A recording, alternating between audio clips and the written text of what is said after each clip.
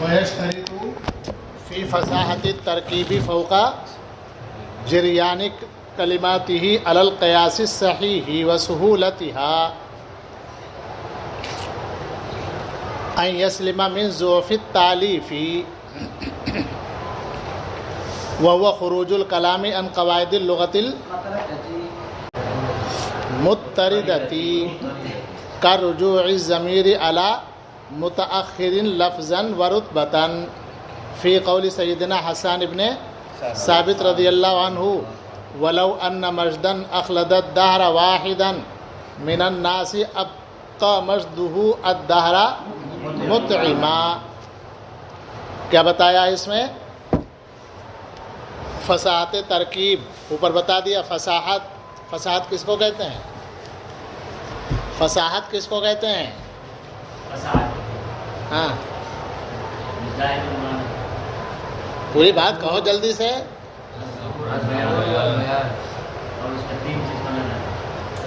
کون کون؟ ترتیب صحیح ہو، اس کے بعد معنی بھی آسان ہو، لفظ بھی آسان. واضح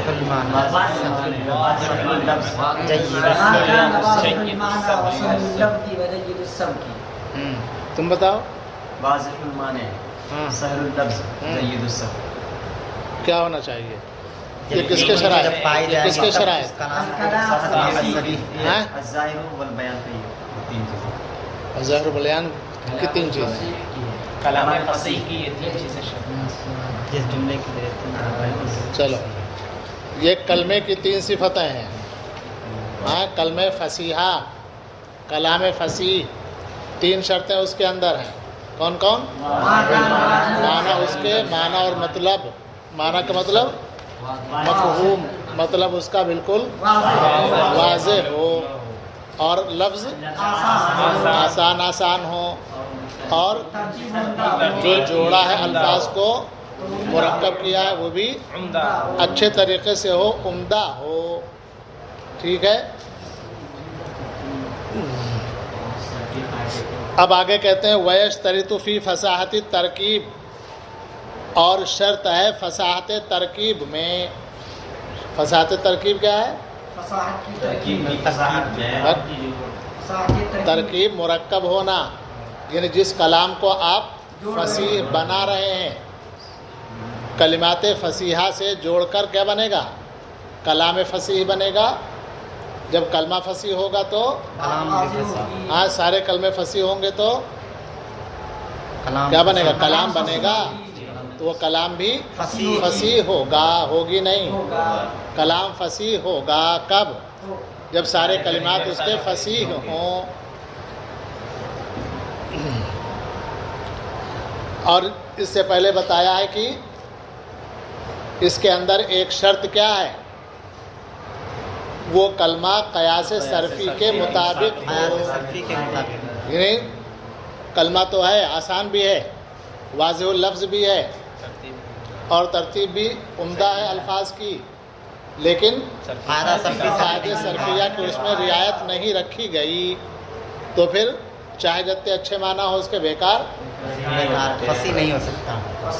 ہاں تو اس کے لیے شرط کیا بن گئی؟ قاعدہ صرفیہ کے مطابق ہو.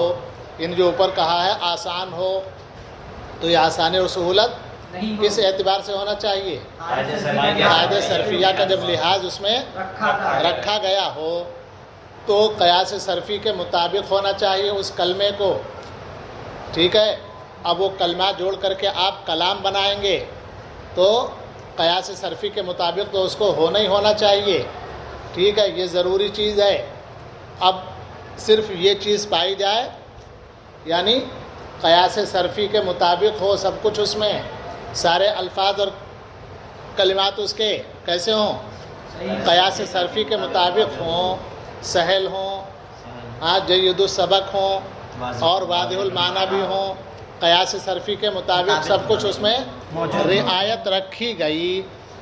لیکن ایک عیب اس کے اندر پیدا کر دیا گیا. کون سا؟ ضعف تعلیف. کیا پیدا کر دیا اس میں؟ ظوف تعلیف اس کے اندر پیدا ہو گیا تو اب کیا ہو جائے گا کلام؟ وہ فصیح نہیں ہوگا. فصیح نہیں ہو سکتا. سب چیزوں کی رعایت ہے اس میں، یعنی جو بلاغت کی شرائط ہیں، کیا کیا؟ واضح المعنی بھی ہو، سہل اللفظ بھی ہو، جید السبق بھی ہو، قاعدہ صرفی کے مطابق ہو. وہی جو سہل اللفظ کہا ہے وہ قاعدہ صرفیہ اسی میں آ ہیں. یہ جو کہا ہے اس کو سمجھانے کے لیے بتا دیا ہے. لفظ سہل ہو تو سہل کا مطلب کیا ہے؟ قاعدہ صرفی کے مطابق ہو. ایک ہے زب با اور ایک ہے زبا با. زبا کہہ دیا آسان ہو گیا، جی سہل ہو گیا. جی. جلا اور جلالا. جلالا. اب جلالا آسان ہے یا جلا آسان؟ وہی تو ہے جلا. جب آسان لفظ ہوگا تو گویا قاعدہ صرفی کے مطابق ہے. تو بات سمجھ میں آئی؟ جی. وہ الگ شرط نہیں ہے. 3 شرط. جو اوپر 3 شرطوں میں شرط لگائیے سہل اللفظ، یہ قاعدہ صرفیہ وہی ہے. جی تو جب قاعدہ صرفیہ کے مطابق ہوگا تو آسان ہوگا، وہ سہل ہوگا. جی. تو یہ بتا دیا کہ یہ تمام شرطیں پائی جاتی ہوں، لیکن اس کے اندر ایک عیب پیدا ہو جائے. کاہے کا؟ ظوف تعلیف. ظوف کے معنی جانتے ہو، کمزور ہونا.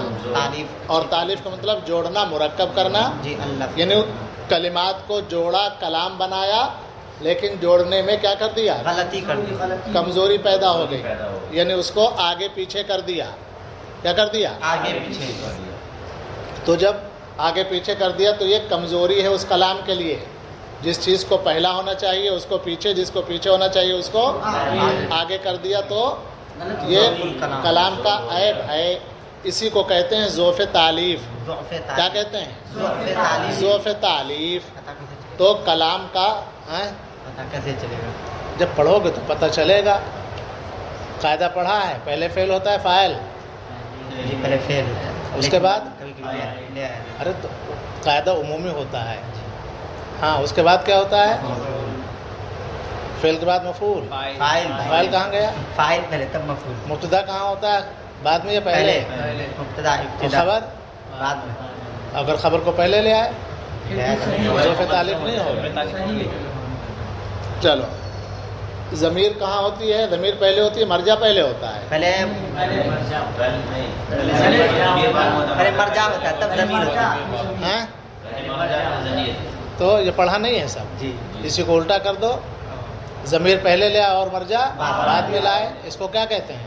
ظوف تعلیف. ہم وہاں جو قاعدہ جہاں پڑھا وہاں ظوف تعلیف نہیں ہے، وہاں کچھ اور لفظ ہے.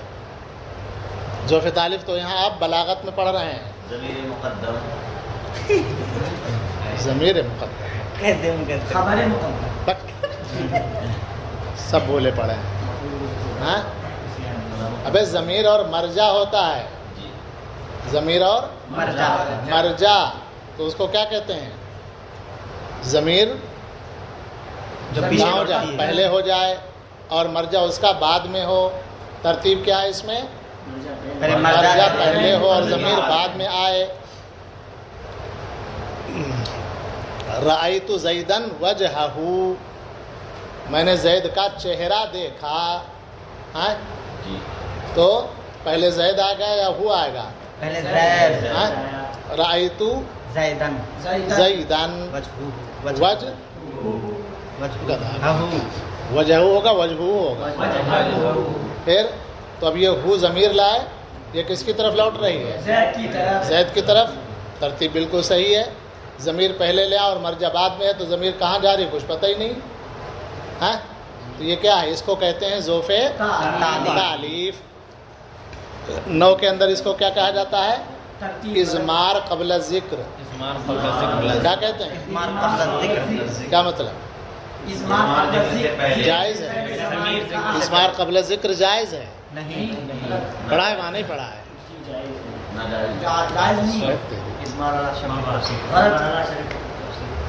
وہاں شرط لگی ہوئی ہے نا، اعلیٰ شرط تفسیر، شرط نہیں لگی ہوئی. پھر تو اس کو کہتے ہیں اضمار قبل ذکر منع ہے. یعنی ذکر سے پہلے ضمیر لانا اس کی یہ منع ہے. نحویین کا نزدیک وہ شرطیں اور کچھ خاص مقامات الگ ہوتے ہیں. جو قاعدہ بتایا جاتا ہے وہ عمومی بنایا جاتا ہے قاعدہ، یعنی عام طور پر یہ ہوتا ہے، اور کچھ شرائط آ جائیں تو اس کی بات دوسری ہوتی ہے. اس کو کہتے ہیں استثناء. استثناء الگ ہوتا ہے. تو یہ بات سمجھ لی، اضمار قبل ذکر نحوین کے نزدیک درست نہیں ہے. ٹھیک ہے. اب اضمار قبل ذکر الگ اگر پیدا ہو گیا کسی کلام کے اندر تو بلاغت میں اس کو کہا جاتا ہے ذوق تعلیف. بات سمجھ میں آئی؟ تو اسی کو کہتے ہیں. یہ جو باتیں اوپر بتائی ہیں، شرائط بتائی ہیں، کلمے کے اندر، کلام کے اندر کیا ہونا چاہیے کہ وہ آسان ہو، یعنی قاعدہ صرفی کے مطابق ہو، اور اس کے ساتھ ساتھ ترتیب عمدہ ہو، اور معنی بھی اس کا بالکل واضح ہو، تو اس کو فصیح کہیں گے. ٹھیک ہے. یہ شرطیں تو اپنی جگہ پر ہیں. ان کے ساتھ ساتھ کیا ضروری ہے؟ ذوف تعلیف سے خالی ہونا. اگر ذوف تعلیف پیدا ہو گیا تو وہ کلام فصیح نہیں رہے گا. اتنی بات سمجھ گئے؟ یہی ہے پورے سبق کا خلاصہ. دیکھو، اور شرط ہے فصاحت ترکیب میں. ترکیب مطلب سمجھے مرکب ہونا، یعنی کلام کو جب مرکب کریں گے، آپ جب جوڑیں گے، لفظوں کو جوڑیں گے، کلمات کو، تو کلام بنے گا. تو اس کے اندر شرط ہے فوق جریان کلمات ہی علی القیاس صحیح. قیاس صحیح کے مطابق کلمات کے جاری ہونے سے اوپر، یعنی اس سے زیادہ ایک چیز، اور اس کے آسان ہونے سے زیادہ ایک چیز. یعنی کلمات کیا ہوں؟ قیاس صحیح کے مطابق ہوں. یہ قیاس صحیح کیا ہے؟ وہی قاعدہ صرفیہ ہے جس کو پڑھا ہے. یعنی قاعدہ صرفی کے مطابق بھی ہو، اور سہل بھی ہو، آسان بھی ہو. اس سے اوپر ایک چیز اور شرط ہے. وہ کیا ہے؟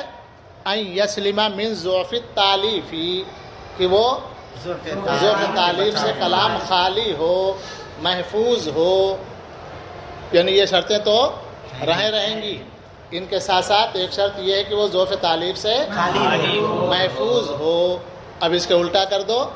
اگر یہ ساری شرائط پائی جاتی ہیں لیکن اس کے ساتھ ساتھ ضعف تعلیف ہے تو پھر وہ کلام فصیح نہیں ہوگا. دیکھو، اب ضعف تعلیف سمجھ گئے؟ ضعف تعلیف کا مطلب کیا ہے؟ وَهُوَ خروج الکلام عن قواعد اللغۃ المضطردہ. ضعف تعلیف یہ ہے کہ وہ کلام قواعد لغت سے خارج ہو. المضطردہ کا مطلب عمومی. ارے پڑھا ہے وہاں مضطرد اور شاذ نہیں پڑھا؟ مضطرد کس کو کہتے ہیں؟ ہاں، جس کے جس کے اوزان مشہور ہوں، اور شاذ جو کم پایا جائے، مضطرد جو زیادہ پایا جائے، اور شاذ جو کم پایا جائے. تو مضطردہ کا مطلب عمومی. اور جب عمومی کہہ دیا تو اس کا مطلب کیا ہے؟ کچھ خصوصی حالات الگ ہیں، ان کو اس میں نہیں رکھا جائے گا، جس کو استثناء کہتے ہو، جس کو شرائط کہتے ہو. چلو، تو قواعد لغت سے وہ کلام اگر خارج ہو جائے تو اس کو ضعف تعلیف کہیں گے. کیا تعریف ہے ضعف تعلیف کی؟ ارے عربی بتاؤ، عربی پڑھ رہے ہو؟ عربی بتاؤ.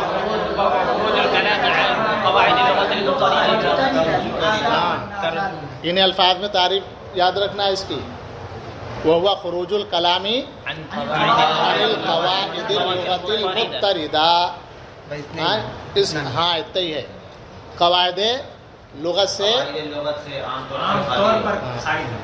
عام طور سے نہیں، عمومی قاعدے سے، لغت کے عمومی قاعدے سے کلام خارج ہو تو اس کو کیا کہیں گے؟ ضعف تعلیف.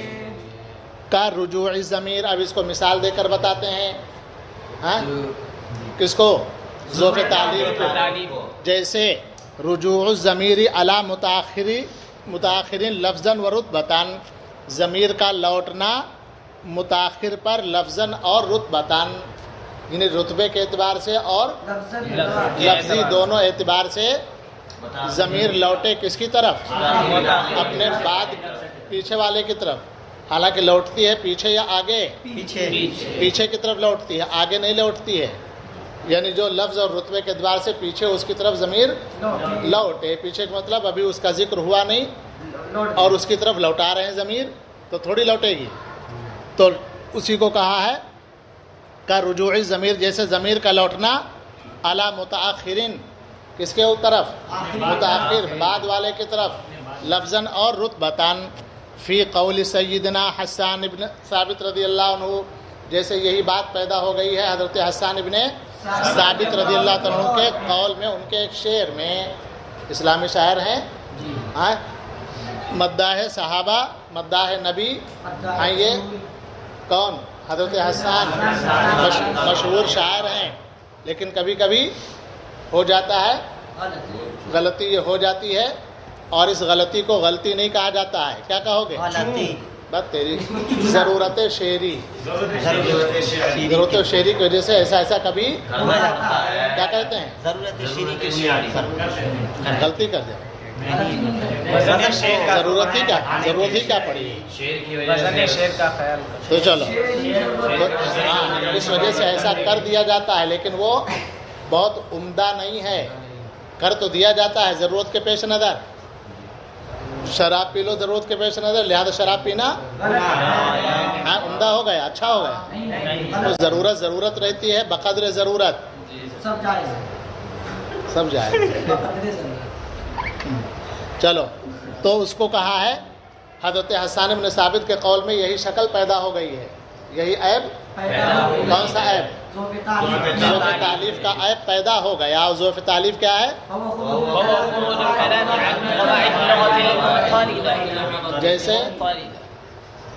جیسے ضمیر پہلے ہو جائے، مرجع اس کا بعد میں آئے. بات سمجھ میں آ گئی تھی؟ اب دیکھو شعر پڑھو. وَلَوْ أَنَّ مَجْدًا أَخْلَدَ الدَّهْرَ وَاحِدًا، اگر شرافت بزرگی، مجد شرافت بزرگی، اگر بزرگی اخلد الدہر واحداً کسی کو، اخلد الدہر ہمیشہ رکھتی، باقی رکھتی. یعنی بزرگی کی وجہ سے اگر کوئی آدمی ہمیشہ باقی اور زندہ رہتا، ارے جسمانی اعتبار سے زندہ نہ رہے لیکن نام تو چلتا رہتا ہے، اس کو بھی زندگی کہتے ہیں. گرچہ بسے گدشت کی نوشیرواں نماند. پڑھا نہیں پڑھا؟ ہاں پڑھا ہی نہیں ہے. نوشیرواں بمرد، نوشیرواں مر گیا، ہاں لیکن اس کا نام ابھی تک زندہ ہے. نام نکو، ہاں نام نکو زیست، اس کا نیک نام زندہ ہے. گرچہ بسے گزشت کے نوشیرواں نماند، اگرچہ بہت زمانہ گزر چکا کہ نوشیرواں نہیں رہا، لیکن اس کا نیک نام عدل کی وجہ سے زندہ ہے نہیں ہے.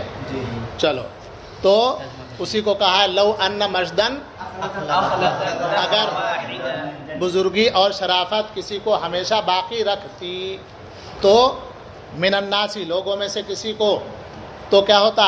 ابقا مجدہ الدہر مطعمن، تو شرافت اس کی ہمیشہ باقی رکھتی مطعم کو. سیدھا کرو ترجمہ. تو مطعم کو اس کی شرافت اور بزرگی ہمیشہ باقی رکھتی. پہلے مطعم کہا جائے گا اور اس کو بعد میں کہو گے، یا اس کو پہلے کہو گے مطعم بعد میں.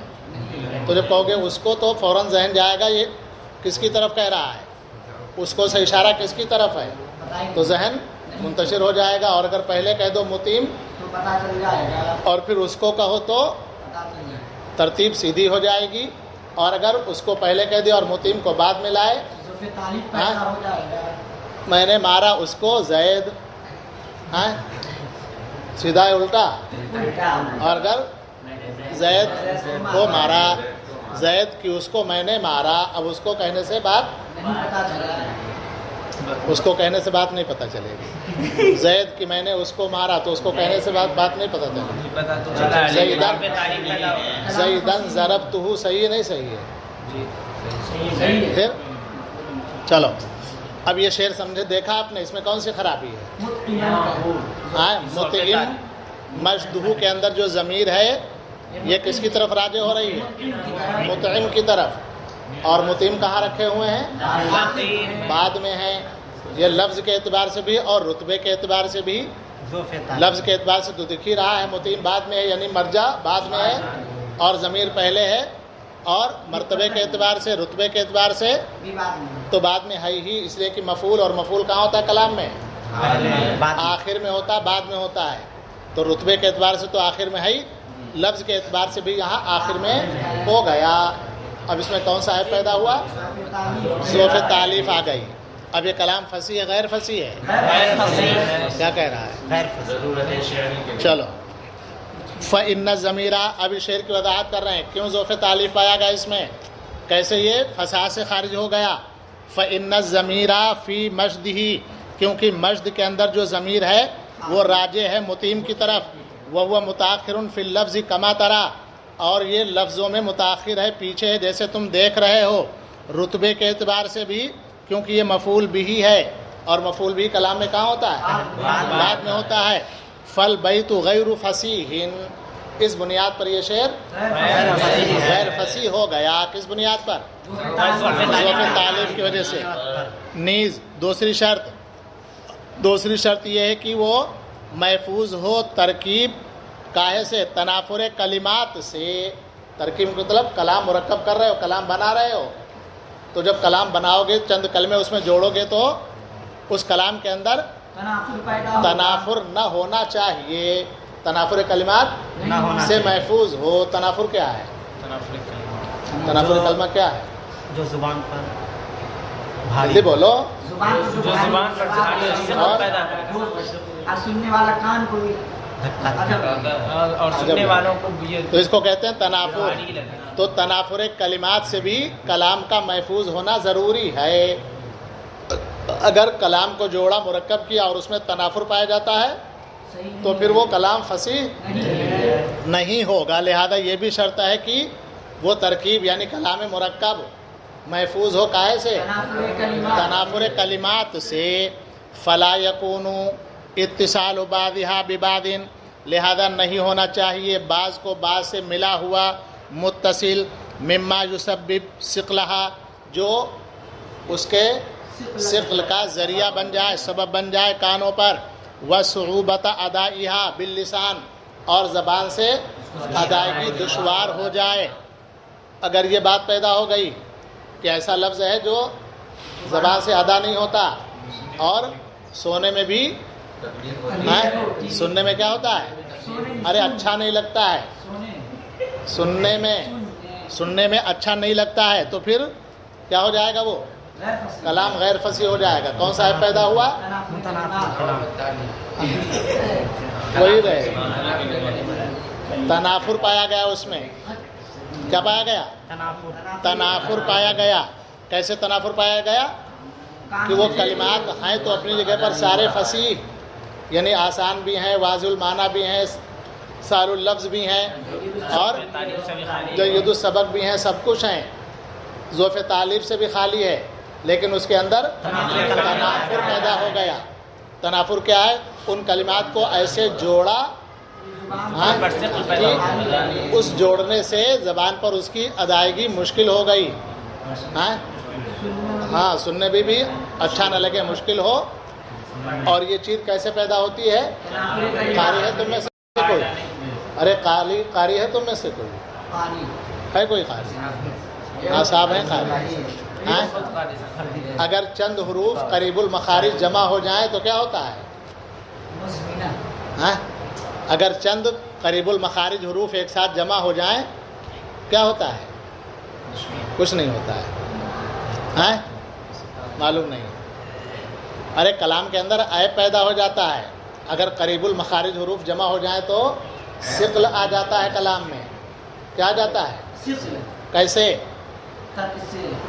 قد سے قریب المخارج حروف، یعنی وہ حروف جن کے نکلنے کا مخرج قریب قریب ہے۔ اگر اس طرح کے حروف ایک ساتھ اکٹھے ہو جائیں گے تو اس سے صعوبت، دشواری مشکل پیدا ہو جاتی ہے. دیکھو آگے مثال دے رہا ہے کا قول شاعر، جیسے شاعر کا قول کیا ہے؟ قبرو حرب بمکان قفرن. ترجمہ دیکھ لو، حرب کی قبر، حرب بن امیہ سردار ہے، حرب بن امیہ کی قبر بمکان قفرن کہاں ہے؟ چٹیل جگہ میں. قفر مانے چٹیل جگہ میں ہے. وَلَيْسَ قُرْبَ قَبْرِ حَرْبٍ قَبْرُ، اور لیسا قربا نہیں ہے قریب کس کے؟ قبر نہیں ہے قریب حرب کی قبر کے. قبرن کوئی قبر، حرب کی قبر کے قریب کوئی قبر نہیں ہے.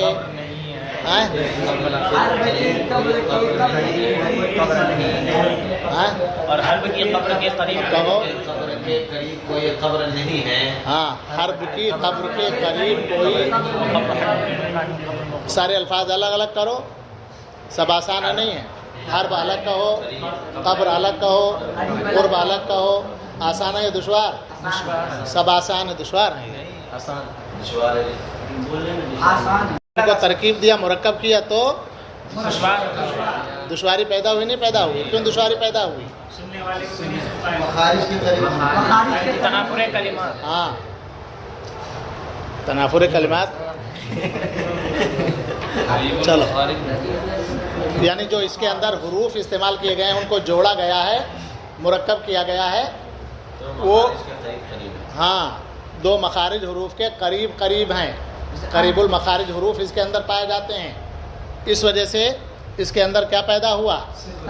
تنافر پیدا ہوا. اور سارے کلمات جڑے ہوئے ہیں تو تنافر کلمات ہو گیا. اس کو قیلا کہا جاتا ہے. ان ھذا البیت لا یتہیأ لأحد، یہ شعر کسی کے لیے آسان نہیں ہے. ان ینشدہ ثلاث مرات متوالیات، کہ وہ اس کو 3 دفعہ مسلسل دہرا سکے. ینشد انشاد پڑھنا، شعر پڑھنا. اس شعر کو 3 مرتبہ لگاتار پڑھ سکے. دون ان یتقطع، بغیر ہکلائے ہوئے، بغیر اٹکے ہوئے. ہکلانا اٹکنا، بغیر اٹکے ہوئے 3 دفعہ کوئی شعر کو نہیں پڑھ سکتا. ثقل پیدا ہوا نہیں پیدا ہوا؟ حالانکہ سارے حروف اپنے مقام پر الگ الگ پڑھو گے تو بالکل آسان ہے. لأن اجتماع کلمات ہی، کیونکہ اس کے کلمات جو اکٹھے ہوئے ہیں، جمع ہوئے ہیں، وہ قرب مخارجی حروفہا، اور اس کے حروف کے مخارج کا جو قرب ہے. یحدثان ثقلا ظاہرا، یہ ظاہری طور پر ثقل پیدا کر رہے ہیں. یحدثان پیدا کر رہے ہیں ثقلا ظاہرا. مع ان کل کلمۃ منہ، حالانکہ ان میں کا ہر کلمہ لو اخذت وحدہا، اگر اس کو تم اکیلے لو، ایک کر کے لو، کانت غیر مستقرحۃ ولا ثقیلۃ، تو پھر یہ نہ دشوار ہوگا نہ ناگوار ہوگا. لیکن جب جوڑا مرکب کیا تو دشوار ہو گیا. تو اس میں کیا پایا گیا؟ تنافر کلمات. تو تنافر کلمات سے بھی کلام کا محفوظ ہونا ضروری ہے، فصیح کلام کا. اور اگر یہ پایا جاتا ہے تو وہ کلام غیر فصیح ہے.